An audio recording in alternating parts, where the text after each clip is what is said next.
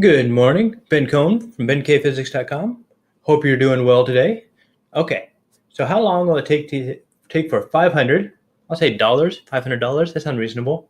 Or maybe it's pounds, francs. Not sure. Pesos to triple if it is invested at 6% annual interest, compounded continuously. Okay, so to kind of backtrack a big picture of life, the idea with interest, compound interest, is you have some sort of principal, some money you put in this case, it's going to be 500, and you're going to put it in some interest rate, and you're going to do it be 1 plus I, where I is the interest rate. This will be like 6%, 5%, 2%, 1%.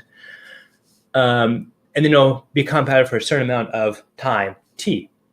Now, one key point here is this interest rate is associated with a specific time period. So this might be like a year or a month or 6 months or 10 years. And then that same time period that's associated with that has to match up with this T period here. And then this would be whatever total amount of money you have at the end.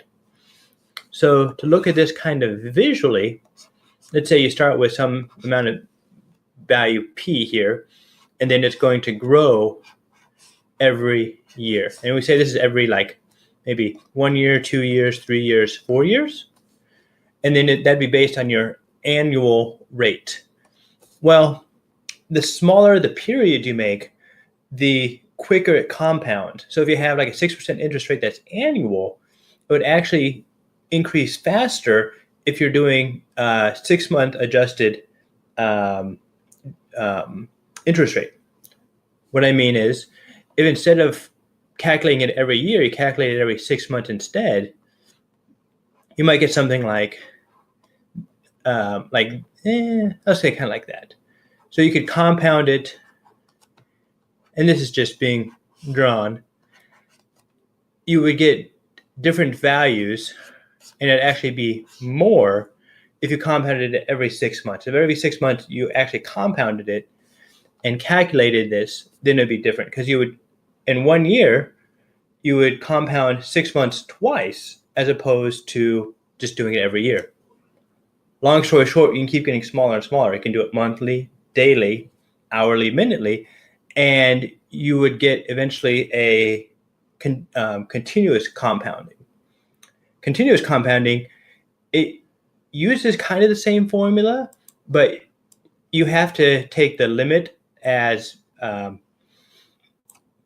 basically T goes to infinity, and then I kind of goes to 0. Not going to go into too much details. Long story short, you'll use a different formula.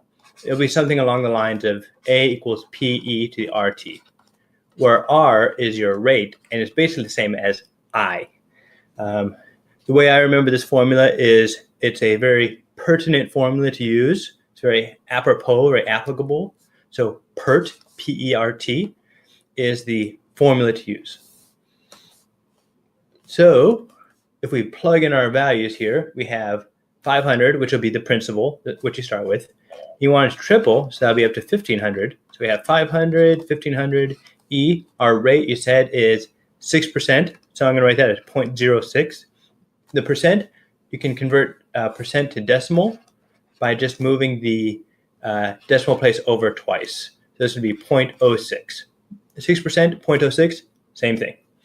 And then we're going to do it for T number of years. And so what we do then is we're going to try and solve this equation for T. 1,500 divided by 500 is 3, equals e to the 0.06 t. Take the natural log of both sides, and we have natural log of 3 equals 0.06 t. And then solving for t, go to purple, maybe violet. So we'd have natural log of 3 over 0.06 equals t. Use a little wolfram. Let's do natural log of 3 divided by 0.06. Come on, wolfram. Bum, bum, bum, bum, bum. And we get 18.3. I'm good at that. Can I do that? So then, that's a little bit more data than I wanted on there.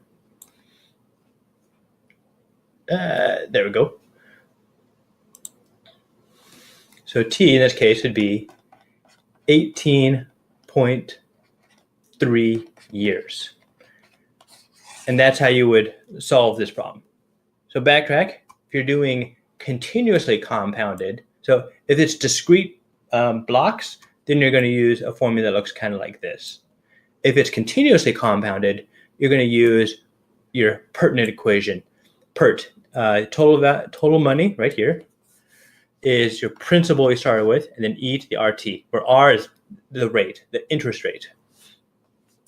Plug in the numbers, solve it. You knew that we found A here by knowing that it had to be 3 times what your original was. So it's going to be 1,500 in this case. Solve it, and we find 18.3 years is the answer.